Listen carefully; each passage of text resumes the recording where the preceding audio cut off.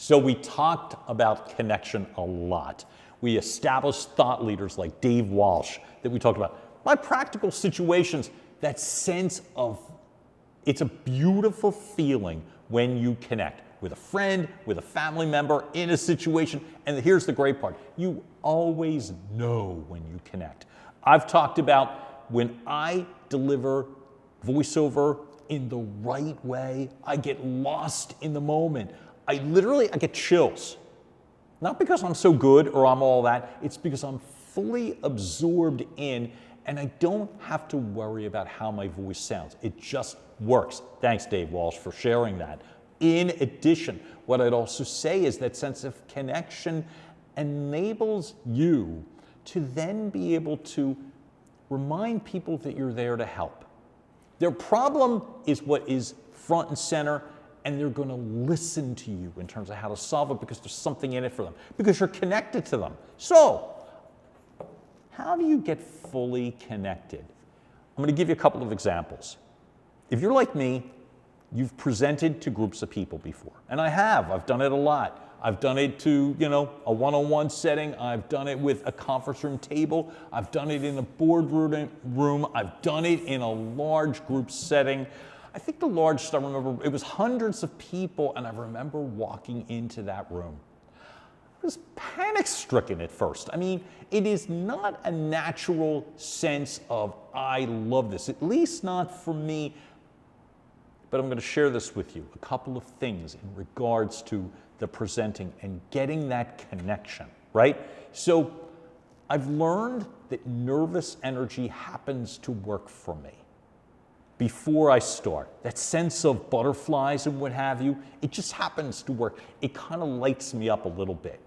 And here's the other thing. Always, always, always, when you're establishing a connection, you do not and you cannot connect with everybody at one time. This plays more into larger scenarios. This includes people you know and people you don't. That specific meeting, I think there was a few hundred people that day.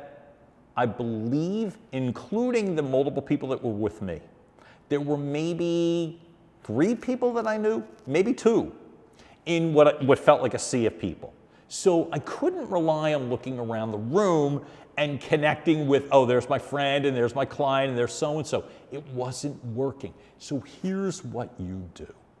In order to establish and keep a connection, the old cliche they talk about, cream rises to the top. Well, here's how this works.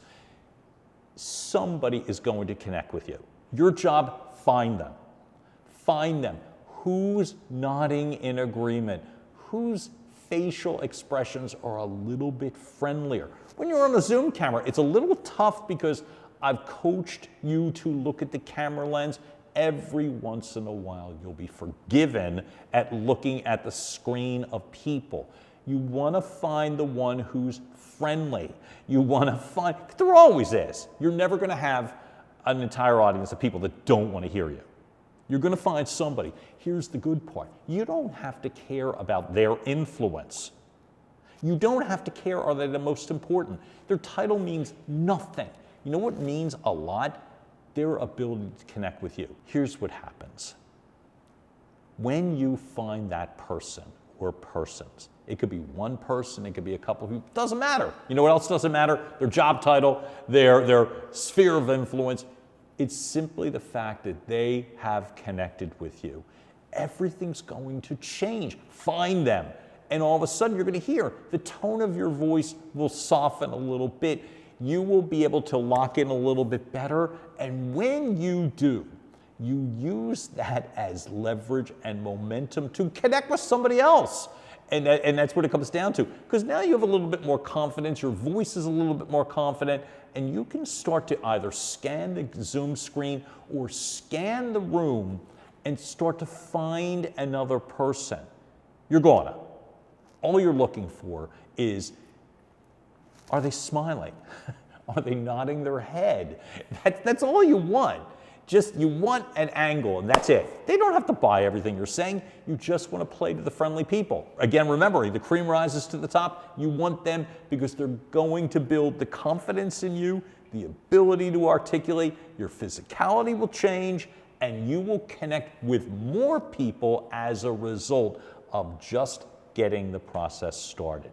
So I implore you, you do not have to solve all the world's problems. You do not have to have everybody as your friend. You do not have to close an entire room. And you surely don't need to do that at the beginning of the conversation. But what you don't want to do is dive off that diving board into freezing cold water because of the fact that you don't have a connection. Find the easiest connection, the low-hanging fruit, and then you'll be able to work the room better and better, and your voice will work in your favor.